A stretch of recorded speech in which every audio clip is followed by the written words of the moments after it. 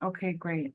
Well, welcome everyone. Good morning. My name is Ashley and I'm an advisor here in the Health Professions Advising Center. I would like to thank and welcome Dr. Joanne Snapp. She is going to be talking about secondaries. And with that, Joanne, you have the floor. Awesome. Thank you so much for having me. So we are at that time where it is secondary season, pretty soon here in a couple of weeks after we submit our primaries. And so I thought this would be a good topic to get us moving because I know some people are getting finished with their primaries, their personal statements, or experience writing. And so we're starting to think about pre-writing for secondaries. So we're going to talk a little bit about getting organized for that. And then I actually want to go through some of the prompts that some of the more popular prompts that you're going to see in your secondary so you can start pre-writing. Before we jump into all that, though, I just wanted to quickly go through the timeline once again and just so we all understand what's going to happen in the next 3 months. So here we are in May. And right now, you should be finishing up your primary materials. So that means your personal statement, your experience descriptions, your impactful experience description. That's the new section that used to be the disadvantage statement.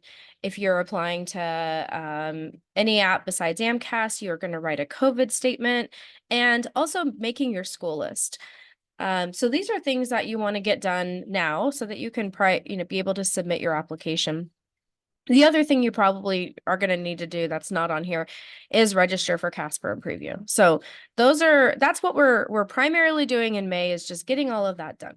If you are done with all of that and your AMCAS is filled out and your application is filled out, then you can, please start pre-writing your secondaries. That is a great thing to do.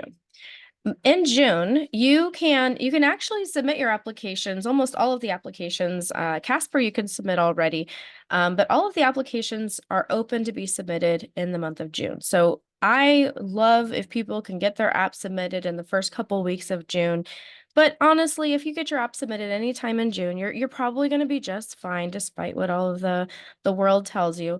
So submitting in June is great. If you can get it done as early as possible, that's even better. As soon as you get your app submitted, then I want you to take a deep breath, maybe take a day off, but then get right into secondary writing mode. So in June, this is what we're going to talk about today, is getting organized and strategized so that in June you can start that process. And if you can pre-write as many secondaries as you can in June, that's going to make your month of July so much better. In July, your app is going to be verified by this point, and you will have secondaries to write. I'm going to talk a little bit about the differences in the app, but in July, it is all secondaries. So you are going to be trying to submit your secondaries by the end of the month. There's going to be a lot of writing. If you apply to 30 schools, you're probably going to write about 50 pages of writing for your secondaries, just to give you some context by what I mean by a lot of writing. So you're going to do that all throughout the month of July. And then by August, I really think it's a good idea for you to finish up your secondaries in the month of August. I've always have a September 1st rule that I'd really like all your secondaries wrapped up by September 1st. And the reason why is interviews start coming out in August, and you really don't want to be last in line for an interview. And so the sooner you do your secondaries, the sooner you get considered for the interview invites. So now we have, I'm going to go through some fast facts. So for allopathic MD secondaries, there's no way to access them from the schools before July. They get sent to you through email in July. Although there are a lot of sites out there that have the secondary prompts, and you can, I would try to find a reliable source. You can find the secondary prompts from previous years so that you can begin pre-writing them. Most of the time, the secondaries stay the same from year to year. Last year, we saw a lot of secondary prompts change. And so my guess is that there won't be as many changes this year because of how many changes there were last year. They don't usually change them every single year. All the other apps, though, they are actually part of the primary. So if you go into a ACOMAS and you go into the program materials section and you click on questions, you'll see that the secondaries are within the primary. So that means in order to submit that school, you're going to have to go ahead and write the secondary to be able to submit the application. For ACOMAS and CASPA and all the other apps besides AMCAS, you actually can I would submit your app with just one school on your list and then work on the secondaries and submit them one at a time as you get your secondaries done. So you can do them, on a rolling basis. Most secondaries cost around $100, but if you do qualify for the AAMC FAP, the fee assistance program, that waives most of the secondary fees. That is not necessarily the case for all the other application systems, unfortunately. So if you qualify for a fee waiver or fee assistance, that doesn't automatically take care of the secondaries. So you just have to pay attention to that the fees for secondaries can add up quickly. And then there's a lot of talk out there about the 2-week rule. And, the idea is that basically you have to have your secondaries submitted within 2 weeks. And if you look at the school's deadline, so every secondary that you get is going to have, a portal. You're going to log into a portal with a username and password. There's going to be instructions. There's going to be, deadlines. Some schools have a strict 2-week deadline, and it's the deadline from the date you received it. Most schools, though, don't have a deadline. They don't really pay attention to, well, they pay attention, but they're not, making you do it by a certain time. But I will say this, if you get a secondary, let's say you get a secondary on July 10th, if you don't submit the secondary till August 20th, I mean, they can see that it took you over a month to do the secondary. And so the reason why I recommend that people, don't add all 30 of their schools into an application at one time and do them in smaller batches is because in reality, most people can't complete 30 secondaries in a 2-week window.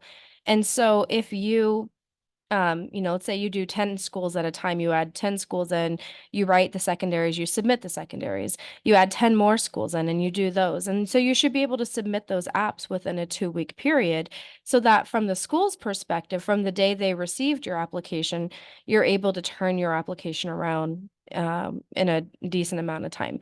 It's not that if you don't submit in 2 weeks, it's over for you or it's ruined or you're not getting in, or your chances are gone. It's not like that. It's not a hard, fast rule.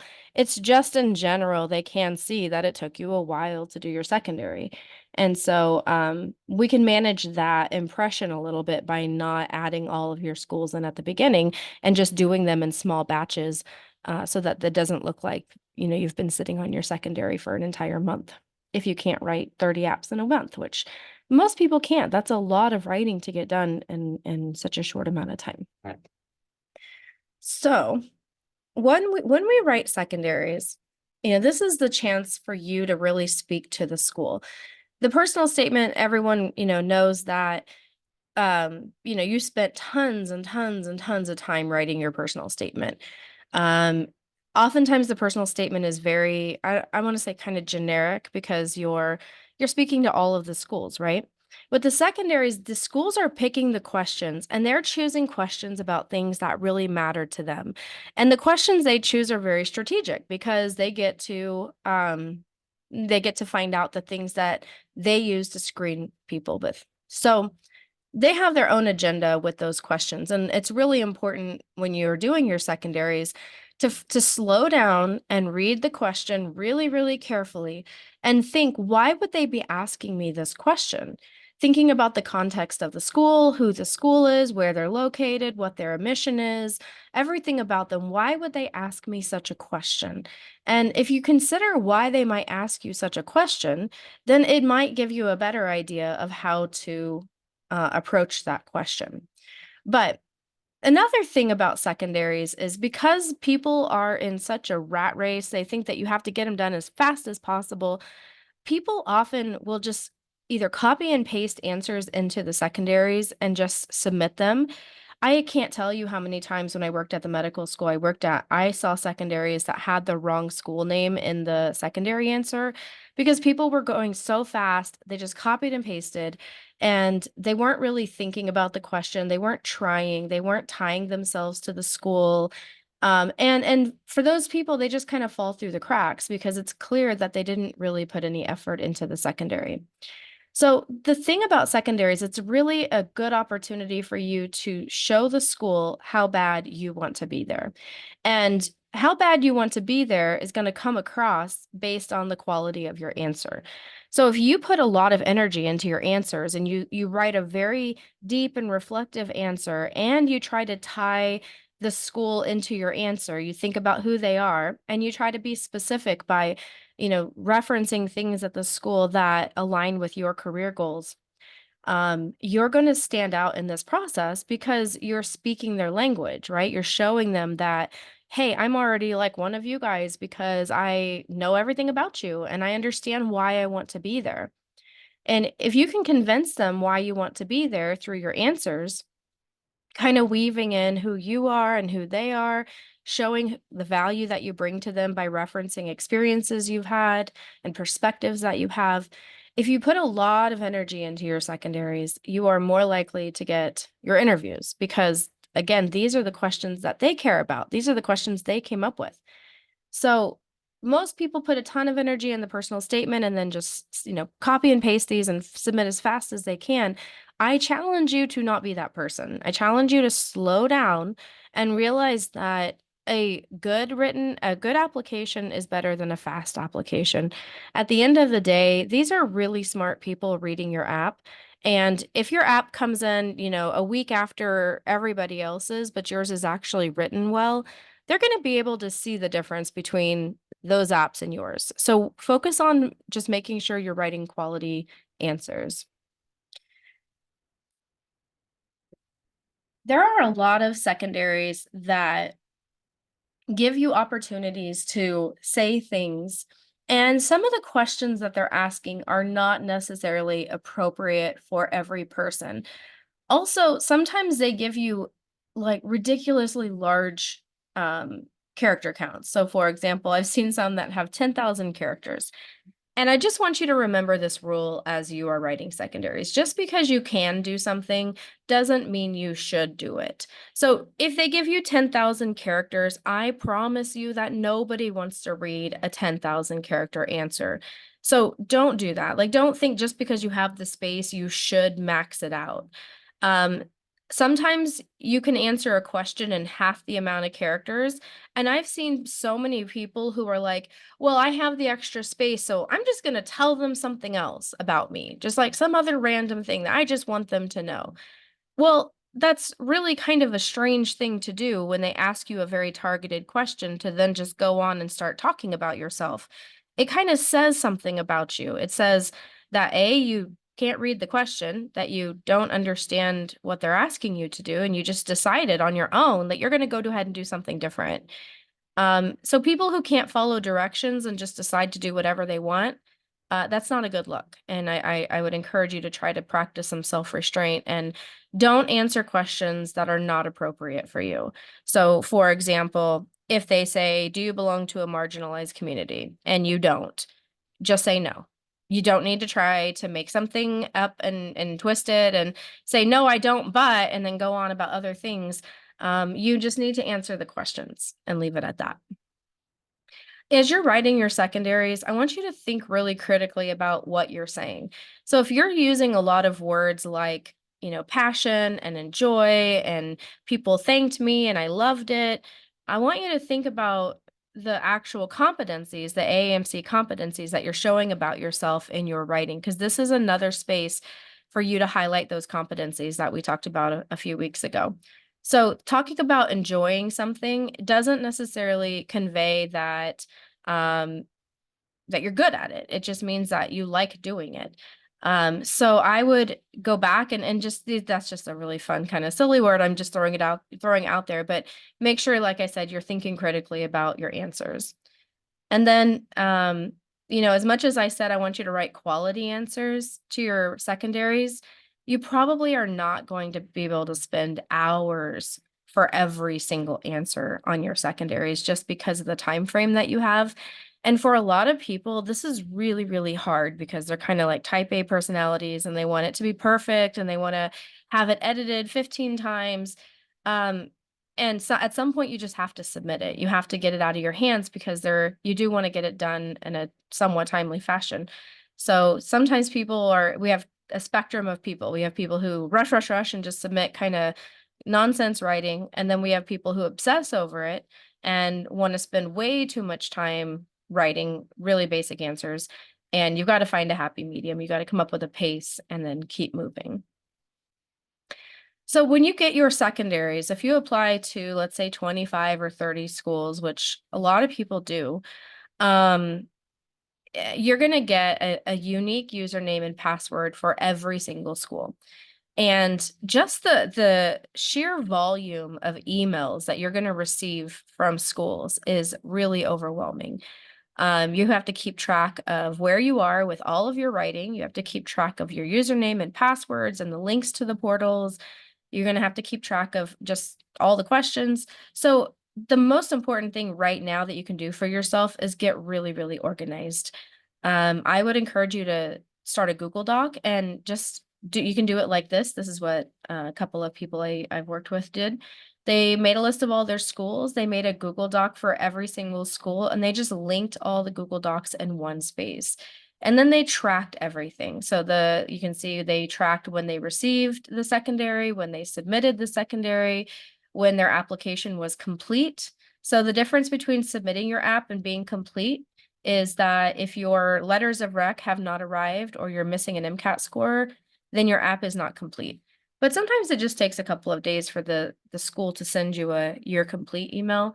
So you can track those things so that you know how long you've been waiting since you've submitted your app and it's been complete. So getting really organized up front, it just takes a little while to set all this up. But I encourage you to set it all up now and then have a process. So you'll notice on the right, this person has a color code. And I'm a big fan of color coding the process because you can imagine how overwhelming it is to try to write all of these answers. And so in general, people are very motivated by progress. And at the beginning, all of these are going to be one color, meaning not complete. As you do one or two, you're going to start changing the colors to complete and submitted. And as you start to change more and more to submitted, you're going to feel good. It's going to create some endorphins in you. You're going to want to keep doing that. And so just the visual impact of seeing things become complete, it's kind of like the idea of like crossing something off your to-do list. Some people are very motivated by writing to-do lists and crossing those things out. It's the same idea, but having a central place where you do this throughout the entire process, it just helps you keep yourself moving, and it just helps you visually see how much you have left to do. Some people will create a system in their head that helps them stay moving. So for example, I've heard of things like 5 on Friday, where every Friday they commit to submitting 5 secondaries. And so they pick out the 5 they're going to work on for that week. They work all week on them. And then on Friday, they submit their 5 secondaries, or 6 on Saturday, or whatever you want. But you come up with a system that keeps you motivated. Sometimes people want to do their favorite schools first. I'm a big fan of doing the easiest schools first, because the easy answers, those are quick wins. We can cross them out, change the color quickly, and you get that little satisfaction of being complete for a couple of them.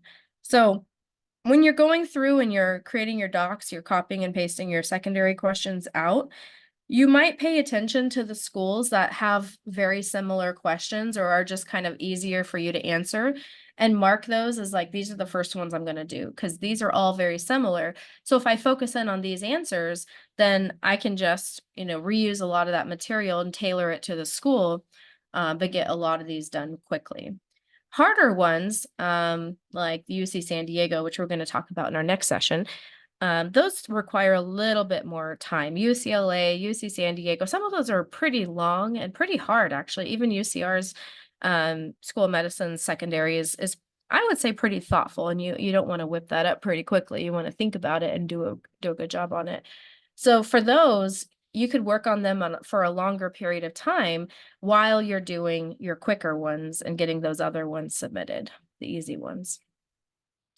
So this is how I recommend you start organizing yourself, just to get it all in one place and help yourself not feel so overwhelmed in this process. Okay, so I thought maybe we could talk a little bit about some of the more common questions today, and just to get your brain thinking about what you're going to need to do. So one of the most common questions that a lot of schools use is some kind of question about diversity. They either ask about diversity or inclusion. How do you bring diversity to the school? How do you contribute diversity? There's lots of different versions. With the diversity question, if you look at the chart on this slide, some of you may have seen this chart before in previous presentations, but the idea is that everybody has some value that they bring to medicine. And the value that you bring to medicine is in some way going to help make medicine more accessible, more, appropriate for groups of people. It's going to make medicine better in some way because of the perspective that you have. And the diversity question really is trying to assess what is that perspective that you have? Who can you serve well based on your lived experiences? And so, some ideas that you can think about for the diversity question, trying to convey to them that you are going to be an inclusive person with both your peers and your future patients. A lot of the questions are actually asking about diversity in the school, not necessarily diversity in your career. So you have to think about it as, once I get to that school, the medical school or dental school or wherever, how am I going to be the kind of person that they're looking for in terms of being being bringing a perspective at the conversation that adds value to the conversation, as well as being someone who creates a very safe and inclusive space for other people. So you can think about your lived experiences. For example, if you have ever experienced poverty, if you have had people very close to you who have experienced things, if you are an ally to the LGBTQ community, if any kind of life experience that has just given you somewhat of a unique perspective, that's what you can focus in on with these questions. And then I want you to always think about, if there's a conversation happening about healthcare, what are you going to contribute? Who are you advocating for? What are you going to be promoting in terms of equitable healthcare based on who you are? That's the perspective you want to add in this answer. If you want to be a leader in any particular area in terms of changing healthcare for the better, you could mention that here. And just think about generally, like, who are the communities that you would like to serve? So for some people, I would say a little bit easier to do, because you have a lot of perspectives. If there's a lot of intersectional identities, it's easy to pull from any of your identities or all of them and synthesize your experiences with who you are and share the perspective you have. But I've met a lot of people who struggle with this a lot. They say, I'm part of a majority group. I came from a pretty privileged background. I haven't really had any challenges in life, and they believe in their hearts that they're just kind of like, they don't have any diversity that they bring. But I've never met a person that we couldn't find some perspective that they've had, if not from their own family, but from friends they've had, or experiences they've had working at places. And so you kind of have to think broadly about the perspective that you've gained in life. And sometimes that perspective you've gained is kind of sometimes even unexpected. Like, you don't really think about, oh, the boyfriend I've been dating or the girlfriend I've been dating for 2 years, comes from this background, and I've learned so much about this culture and their way of life. And that was something I had no idea about. And now you have a perspective that you can bring. So you kind of sometimes you have to dig a little deeper and think harder about what that is, but that's the goal of this question. Um, Adversity questions are different, of course, because adversity is more about challenges that you have faced in your life. So sometimes there is adversity that something that has happened to you, or there could be like a challenge you have experienced. And so you kind of have to read the question carefully. So a challenge you faced on your journey to medicine is a little bit different than adversity you have faced in your life. Challenges on your journey to medicine could include, having any kind of struggle during college, or having a struggle on your MCAT, or having a struggle with paying for things. I mean, there's a lot of different challenges you could have faced on your journey to medicine. It could be bigger, though. It could be broader, like from your life. You could go backwards. Sometimes, though, people get frustrated because the things they choose to talk about in their impactful experience description are often the same. It's the same topic.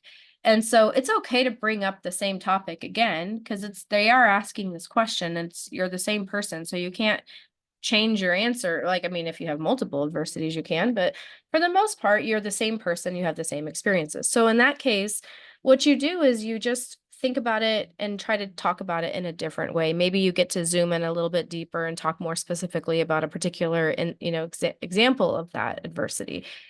But I just listed some things down below of things that could fit into that category. If you haven't had a life experience that is adverse, then you really have to pull from your work experiences or your clinical experiences, any of your other experiences, your college experiences. And it is hard. Like if the worst thing that's ever happened to you is that you had a bad roommate in college, you're gonna have to make the most of it. You're gonna have to be very reflective and talk about what you learned from that experience. So this is an example of an answer that someone used, and they ended up getting into Zucker School of Medicine out in California, New York, sorry. And so you can read this. I'll give you just a minute to read through it. This is describe any challenge or obstacle you have faced prior to your application to medical school and how you address that challenge. So to be, just to be transparent, this person, this person struggled with these questions because this is one of those people who did not think that they brought any diversity to the field. And so we had to think very hard about a perspective that they had. And this is what we came up with, and it worked. So I'll let you read this.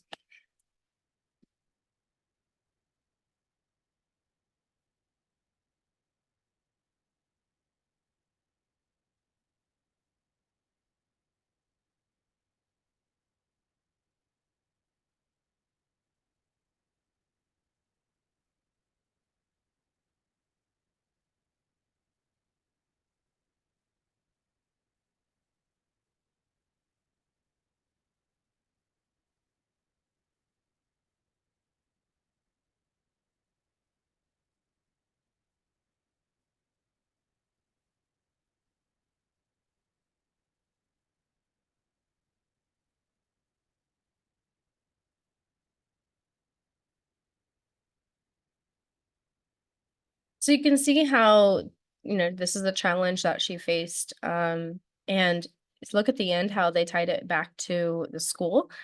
Uh, Whenever you can figure out a way to tie the school into your answer, I really encourage you to do that. Unless it's just really awkward, but try to do it if you can, just because it shows that you're constantly thinking about them.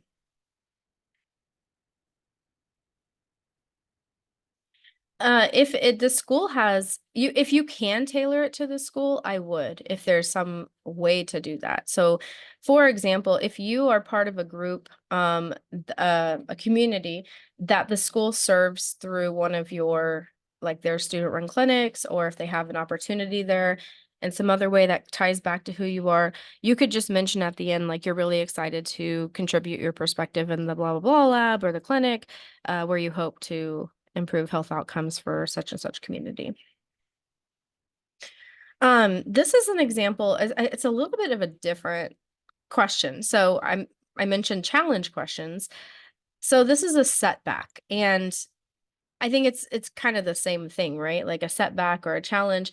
But when I think of setback, I think of something that that happened to you where you had to you kind of had to pause and take a step back, right? And kind of regroup if you hear of a suffered a setback. So this is another example. I don't want to waste too much time with reading. If you want to take a screenshot, you can look at it. But basically what this is another person who felt like they didn't have any diversity that they brought. I hear this a lot sometimes from people. They're like, I don't have anything to talk about. So this person had they played sports, they played soccer their whole life, and they kept getting concussions. And so a lot of this person's challenges and adversity and things like that were overcoming the concussions, the multiple concussions that they received, and just how they dealt with that. Then if you look at the bottom, you can see as a future medical student at UMass Chan, I will bring my experience listening, looking beyond symptoms, developing relationships. They tie it back to the future again.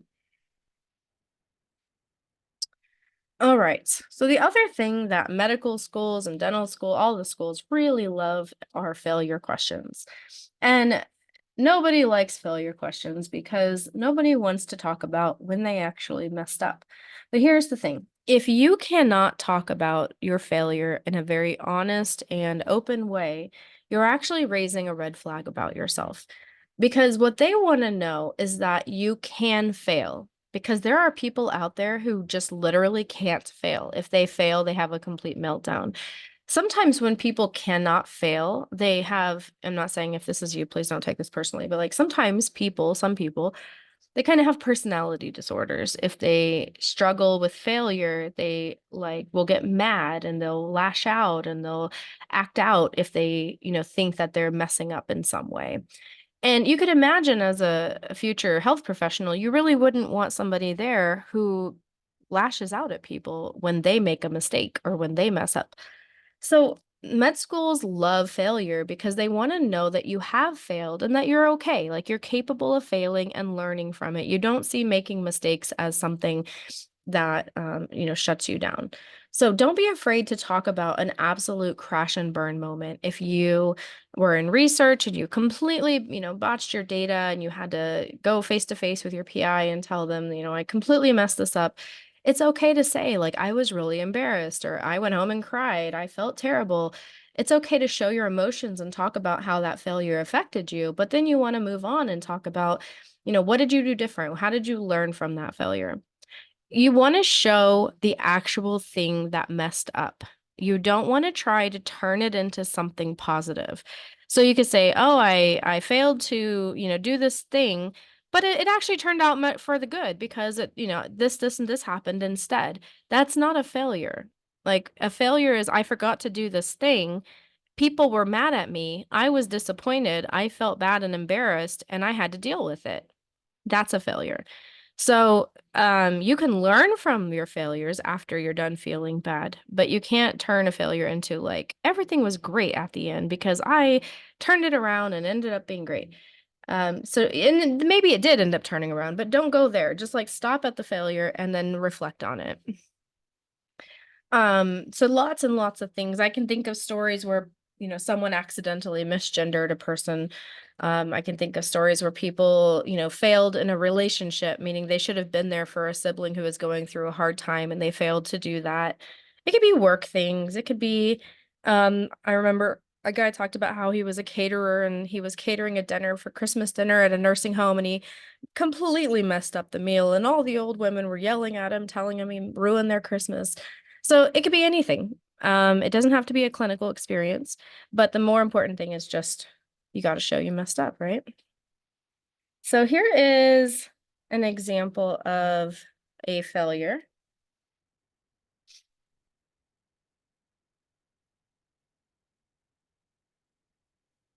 What I like about this one, I'm not saying it's like the best failure ever, but what I do like about this answer is that this person says, during my initial failed experiments, I reacted with haste and frustration.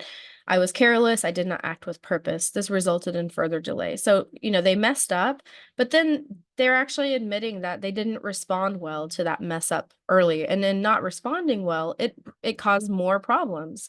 And so now this person has learned that when they mess up, they need to take a step back and reflect and think clearly and basically seek help and think about it in a very different way.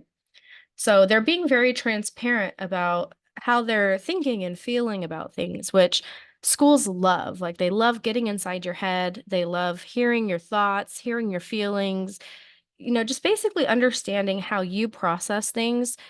Because if they can understand your decision making, they feel like they understand you better. Some of you, hopefully none of you are reapplicants, but if you happen to be a reapplicant, that's another very common question. And you basically, the only thing I'll say about this, because I don't think it probably applies to a lot of you, is that you want to be as reflective as you can. Don't just list out, oh, I gained 200 hours of clinical experience. You actually want to reflect on what did you learn throughout the year and be very specific about what you took away from your time reapplying. Okay. The other really common question is the why us, and I listed some examples of why us questions there you can read. But with a YS question, and this is especially true for California applicants and out-of-state schools, they, you might find this hard to believe, but they actually think that you don't want to go to their school. They think that you would rather stay in California. I know that's crazy. I don't know why they think that. But because they already think that you don't want to come to their school and that you'd rather stay in California, you actually have a bigger burden of showing them why it is you want to be there. So your answer to these questions is more important than anybody else's in California because you guys have such a reputation for wanting to stay where you are.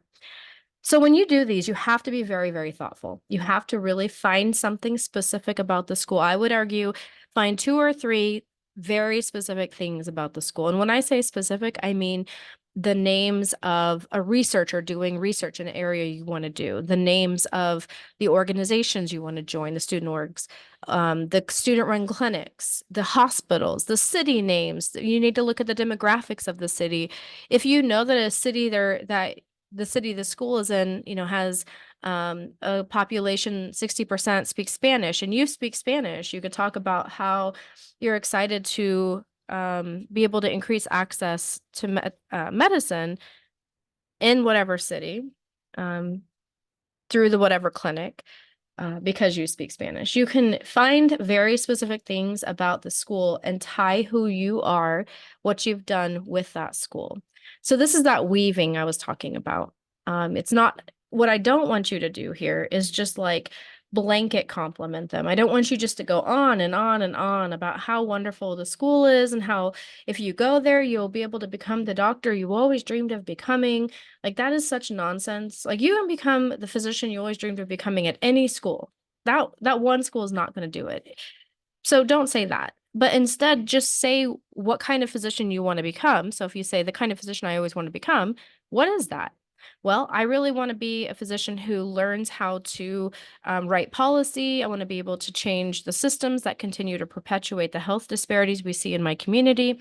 So then you would say, okay, well, since I want to address healthcare at a systems level, I noticed that in your third year, you have an elective on policy writing. I am excited about that class because one of my goals as a physician is to change or to contribute to policy, so I can address healthcare at the systems level. So you say what you want to do and you pull something very, very specific from their school and you reference it. If you want to do global health, you look at where the opportunities are for you to travel abroad during school, because almost every school has global health. And you would say, oh, I'm really excited to go to Thailand and do the blah, blah, blah internship. So you get what I'm saying. You just have to dig in deep. Don't just look at the mission statement and then, stop there. You have to keep clicking and getting into their site and finding the things that they're doing.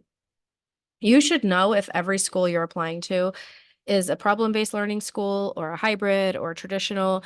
And if it is or a hybrid or a PBL or interprofessional school, you really should be referencing some of that in your answer as well, so that you can talk about why those aspects of the curriculum are valuable for you. So here's an example of a person who was very specific at a school. I'll let you read that for a second.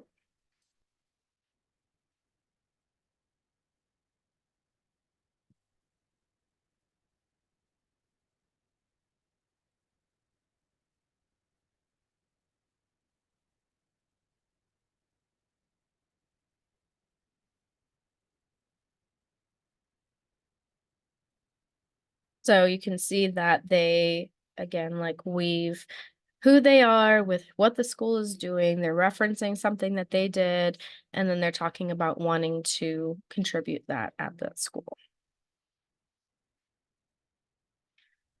All right.